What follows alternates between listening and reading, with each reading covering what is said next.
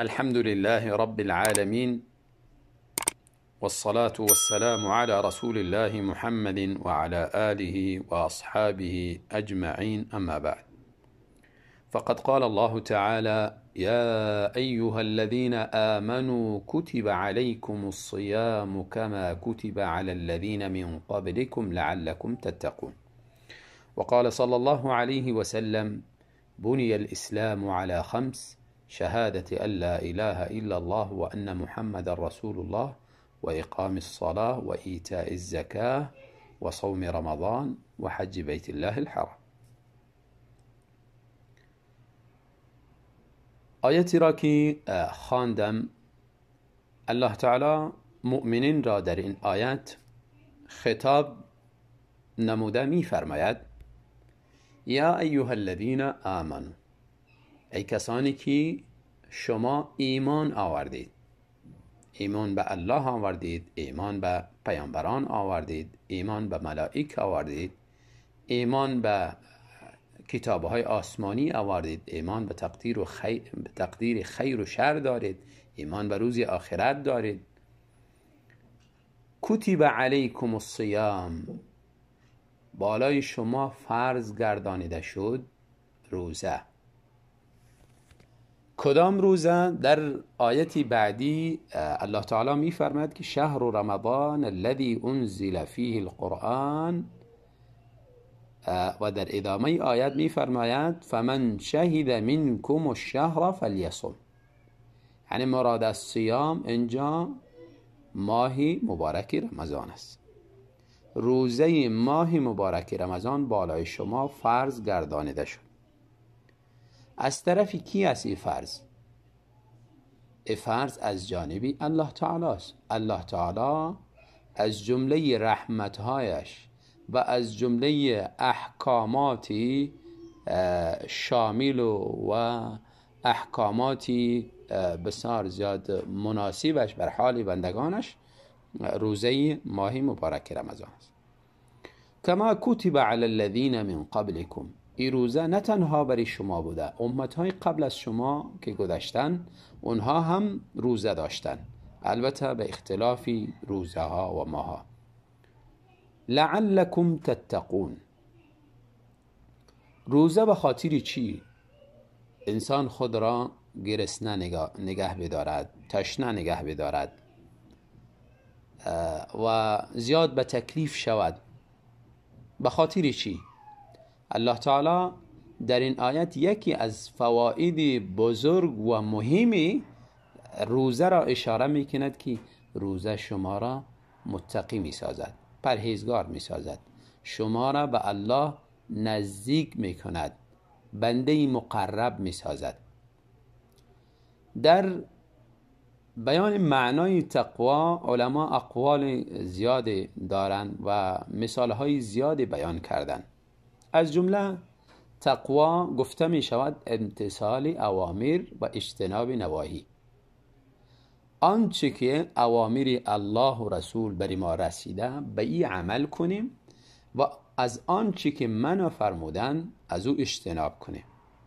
نماز بخوانیم، روزه بگیریم، حج انجام بدهیم و راست بگوییم، معاملاتی درست داشته باشیم. این را گفته میشه اوامر الله تعالی. اما از زنا، از دزدی، از غصب، از قتل، از تمام منکرات و اخلاقهای رذیل اجتناب کنیم. این را گفته میشه اجتناب نواهی و همین خلاصه تقوا است. پس هر کسی زیاد پابند دین بوده باشه او بیشتر متقی است و او بیشتر به الله تعالی نزدیک است و بنده محبوب است. و همچنان در بیان معنای تقوا گفته شده تقوا سپری است یا وقایه‌ای است میان تو و دوزخ. و در احادیث به تعبیر جنه آمده، الصوم جنتون، روزه سپر است. سپر از برای چی است؟ سپر از برای گناه است. روزه سبب است، وقایه است، سپر است که تو را از گناهان نجات بدهد.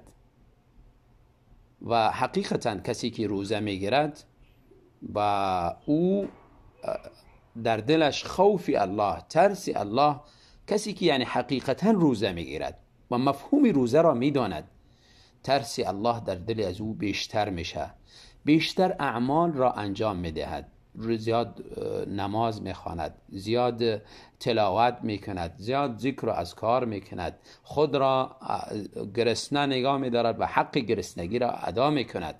پس وقتی که انسان زیاد اعمال را انجام داد، طرف مقابل از گناه خودداری میکنه. پس این سپر شد برای از اینکه ای را از گناه ها نجات بدهد.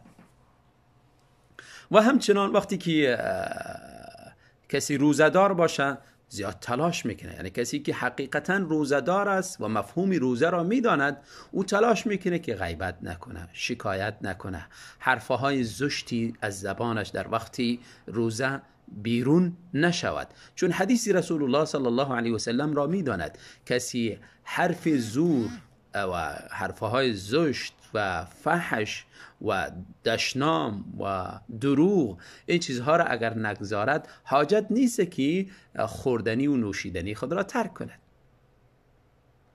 بس این حدیث را و مفهوم روزه را درست دانسته، از این چیزها اجتناب میکنه و این روزه خوبترین سپر و وقایه است که ایرا از گناه نجات بدهد.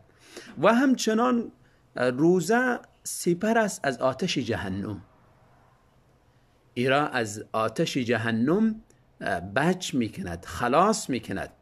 در حدیثی رسول الله صلی الله علیه و سلم میفرماید: من صام یوما فی سبیل الله بعد الله وجهه عن النار 70 خریفا. کسی یک روز برای الله تعالی به خاطر الله تعالی روزه بگیرد، الله تعالی چهره از او را از آتش جهنم به اندازه 70 سال دور نگه می دارد. یعنی کنایه از این که انسان روزه دار به جهنم نمی رود. و این بزرگترین سپری است که انسان را از روزه از آتش جهنم نجات می دهد.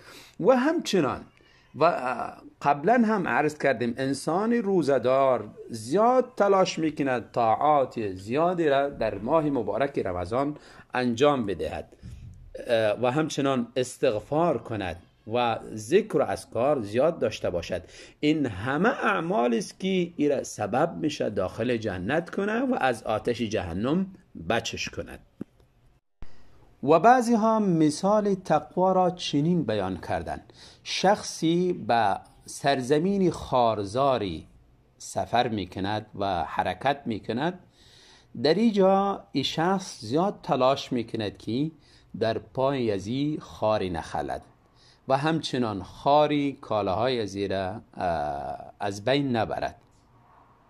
همچنان انسانی متقی مانند شخصی که در حذر است که خار آسیبی به این نرسانه و کالاهای ازی را خراب نکنه، انسانی متقی همیش در حذر است که کدام مخالفاتی گناهی داخل نشوه که ایمان مرا خراب کنه، شخصیتی مرا از بین ببره، خدای ناخواسته مرا به جهنم بکشاند، آبرو و عزتی مرا از بین ببرد. و این یکی از مثالهای بسیار زیبا است که برای تقوا داده شده. این یکی از فواید بسیار مهمی روزه بود که الله تعالی در یک کلمه بسیار مختصری اشاره کرد و فرمود که لعلکم تتقون، روزه بگیرید تا اینکه متقی شوید. و فواید تقوا و مثالها و همچنان تعریف فهمیدید که تقوا چی را گفته میشه. از فواید و فضیلت روزه این است که روزه مرتبه انسان را بسیار زیاد بلند میبرد در نزد الله تعالی. در حدیثی رسول الله صلی الله علیه و سلم میفرماید: قسم به ذاتی که نفس محمد به دستی از اوست، لخلوف فم الصائم اطیب عند الله یوم القیامة من ریح المسک. بویی که از دهن روزدار بیرون میشه، به خصوص وقتی افطار نزدیک شود. یک قسم بویی که بعضی ها یعنی خوش ندارن، میگن ای بو در نزد الله تعالی در روز قیامت از عطر مشک خوبتر بوی داره، در نزد الله تعالی منزلتی خوبتر داره و بویش بهتر می باشد. و همچنان رسول الله صلی الله علیه و سلم می فرماید للصائم فرحتان، بری روزدار دو خوشی است. یکی از خوشی ها وقتی که افطار نزدیک میشه، زیاد گرسنه است، زیاد تشنه است، هر لحظه در انتظاری عزیز که چی وقت افطار کنم. این وقتی که افطار کنه زیاد خوش میشه. و از این بالاتر خوشی دیگرش فرحتون عند لقاء ربی، خوشی دیگرش وقت ملاقات با پروردگار. وقت ملاقات با پروردگار چطور خوشی داره؟ اونجا پروردگار برای روزدار یک اجر بزرگی را وعده کرده که در انتظاری از اوست، او اجر حاصل کنه. رسول الله صلی الله علیه و سلم در حدیثی فرمودن،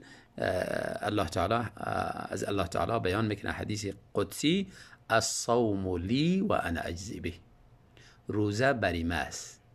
یعنی در روزه همه اعمال بری الله تعالی است، لکن روزه اجر روزه را الله تعالی در نزد خود گذاشته. یعنی هر نیکی را بیان کرده که این نیکی یک نیکی 10 ثواب داره برش، یعنی اجر 10 نیکی را برش داده میشه الی ماشاءالله تا 700.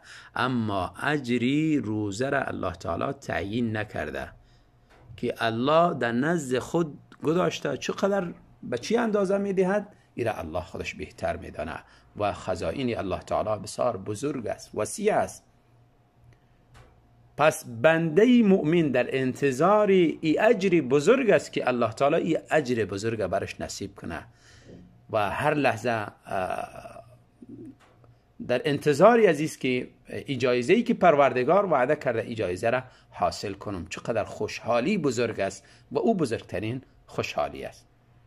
و خوشحالی دیگری که روزدار وقتی که با پروردگارش ملاقات میکنه، در حدیث دیگری رسول الله صلی الله علیه و سلم میفرماید ان فی الجنه بابا یقال له الریان، در جنت دروازه است که ریان گفته میشه.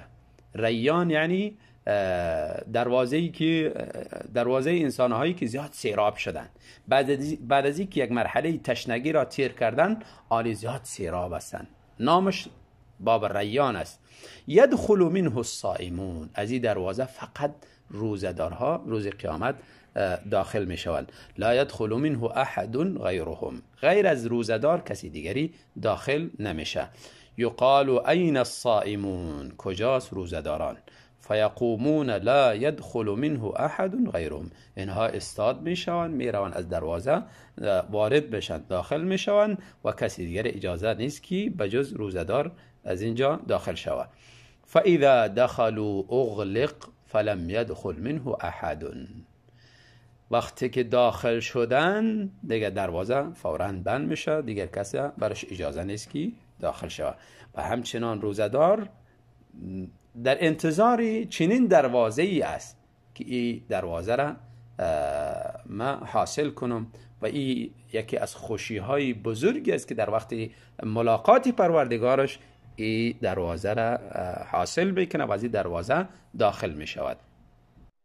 از فواید و فضیلت های دیگری روزه این است که در این ماه مبارک رمضان الله تعالی دروازه های رحمتش را باز می کند. حدیثی رسول الله صلی الله علیه و سلم می فرمایند اذا دخل شهر رمضان فتحت ابواب السماء، دروازه های آسمان باز کرده میشه، یعنی دروازه های رحمتی پروردگار باز میشه، بالای بندگان خود زیاد رحمات پایین میکند.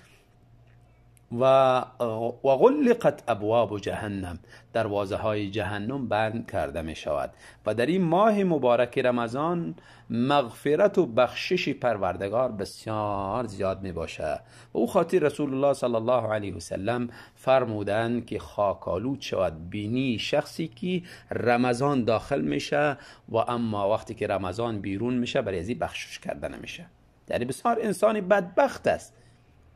انسان تلاش کنه در این ماه مبارک رمضان به هر اندازه بدبخت بوده باشه، انسانی عاصی و گناهکاری بوده باشه، به دروازه الله تعالی بیفتد. الله تعالی ایره گناهاش بخشش میکند، چون روزه خودش سبب مغفرت گناه هاست. و همچنان قیام در شب روزه ای خودش دیگر مغفرتی، سبب مغفرتی گناه هاست. و همچنان شب قدر در این ماه ای دیگر سبب مغفرتی گناه هاست.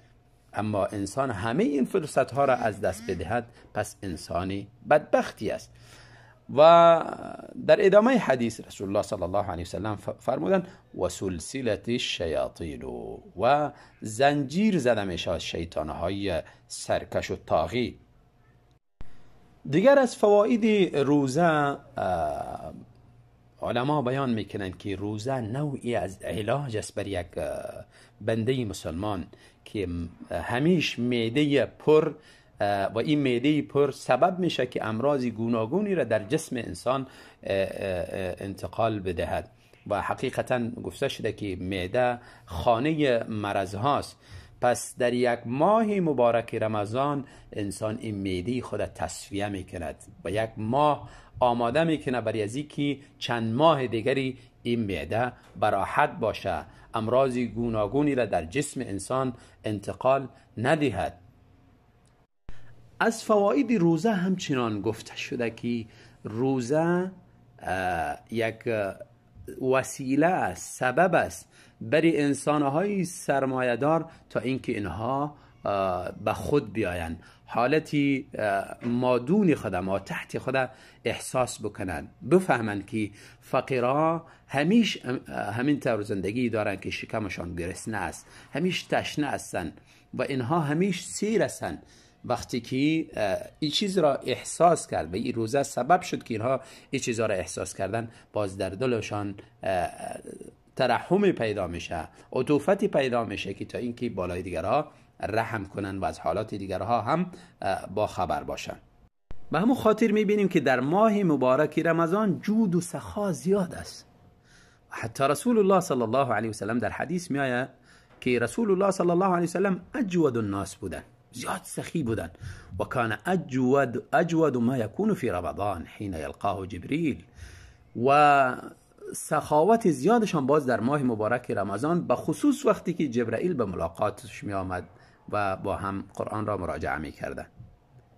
پس حقیقتا ماه مبارک رمضان تأثیر خوبی داره به سرمایه‌داران، به انسانهایی که در دلشان رحم و عطوفتی بالای یتیما و مسکینها و بیواها و انسانهای فقیر دارن، تا اینکه از مالشان بیرون کنن، کسی را افطاریش برابر کنه، کسی از اموال زکات و غیره اموال صدقات دیگری برش بیرون کنه بدهد، تا اینکه ثوابی روزه را هم بگیرد، ثوابی کسی را که افطاری برش میده ثوابی از او را هم کسب کند، ثوابی صدقات و خیرات و غیره اعمال بری و اعمال نیکی دیگر را هم کسب کند. پس خلاصه همه این گپ ها ای شد که روزه انسان را به جنت میبرد. کوشش کنیم که این نعمتی بزرگ را قدرش درست بدانیم. به هر اندازه‌ای که قدری از زیر دانستیم، روز قیامت ای هم قدر ما را میداند. رسول الله صلی الله علیه و سلم در حدیثی میفرمایند الصیام والقرآن یشفعان. روزه و قرآن هر دو روز قیامت شفاعت میکنن. برای کی شفاعت میکنن؟ برای صاحبش، برای کسی که قدر روزه را دانسته، برای کسی که قدر قرآن را دانسته. الله تعالی ما را از جمله همو کسایی قرار بدهد که روز قیامت قرآن و روزه ما را شفاعت کند. بارک الله فیکم.